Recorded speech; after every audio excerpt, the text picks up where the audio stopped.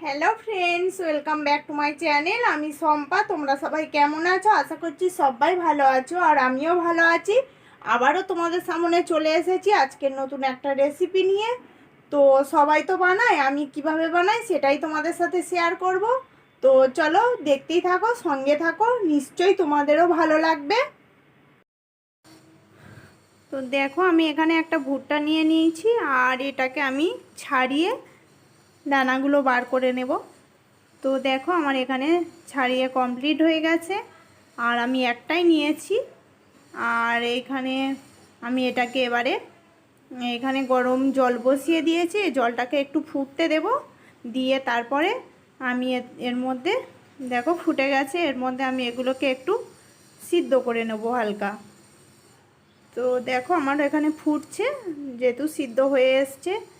আর কতটা সিদ্ধ হয়েছে আমি তোমাদেরকে দেখিয়ে দিচ্ছি। তো দেখো, সিদ্ধ হয়ে গেছে।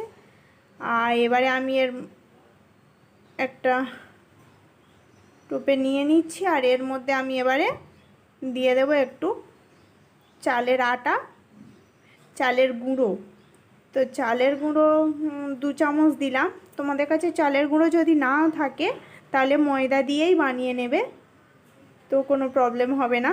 তো এবারে একটু লবণ দিলাম পরিমাণ মতো যেমন, আর একটু লঙ্কা রেড চিলি পাউডার দেব, দিয়ে এটাকে একটু ভালো করে মিক্স করে নেব।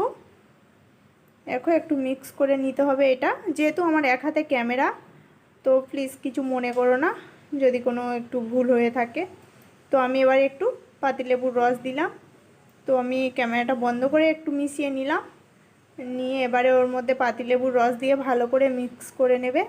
এদিকে কড়াইটা গরম বসিয়ে দিয়েছি, আর কড়ার মধ্যে আমি দেব সর্ষের তেল, কারণ সর্ষের তেলে এটা ভাজলে খুবই টেস্টি লাগে, আর খেতেও খুব ভালো লাগে। যারা এখনও বানিয়ে খাওনি, এটা একবার বানিয়ে খেয়ে দেখো। তো দেখো, এটাকে আমি এইভাবে ফ্রাই করে নেব একটু।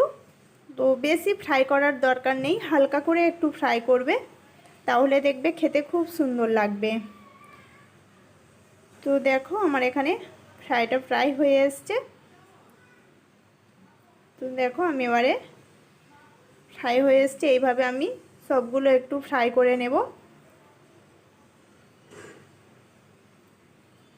তো বাকিগুলো আমার পুরো সব কিছু ফ্রাই করে নিয়েছি, আর অল্প তেল দিয়েছি, বাকি তেলটা তুলে নিয়েছিলাম। আর তেলের মধ্যে একটু পেঁয়াজ কুচি দিয়ে দিলাম, দিয়ে পেঁয়াজটা একটু ভাজা ভাজা হয়ে গেছে। আর ওইটা আমি এবারে এটা একটু রসুন কুচি দিয়ে দিলাম,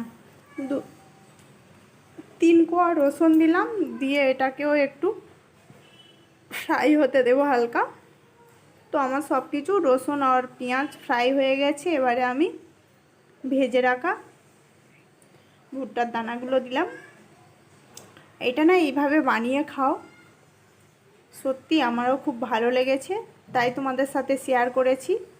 তো এটা আমি একটা লঙ্কা কুচি দিলাম। লঙ্কা কুচিটা তোমরা যেমন ঝাল খেতে চাও তেমনই দেবে। আর এটা হচ্ছে টমেটো কেচাপ, 2 চামচই দিলাম, দিয়ে এটাকে ভালো করে মিক্স করে নাও। নিয়ে আমি এবারে একটু ধনেপাতা কুচি দিয়ে দেবো এর মধ্যে। ধনেপাতা কুচিও দিয়ে দিলাম, দিয়ে এটাকে আর একটু মিক্স করে, তো আমার সম্পূর্ণ রেডি। রেসিপিটা যদি ভালো লেগে থাকে তাহলে একটা লাইক করবে, কমেন্ট করবে, আর শেয়ার করবে। যারা আমার চ্যানেলে নতুন তারা আমার চ্যানেলটাকে সাবস্ক্রাইব করে প্লিজ আমার পাশে থাকবে, আর পাশে থাকা বেল আইকনটিও প্রেস করে দেবে, যাতে আমার নতুন নতুন ভিডিওর নোটিফিকেশান তোমাদের কাছে চলে যায়। আর আবারও নতুন একটা রেসিপির সঙ্গে দেখা হবে। ততক্ষণে সবাই ভালো থাকবে, সুস্থ থাকবে। আজকের মতো টাটা।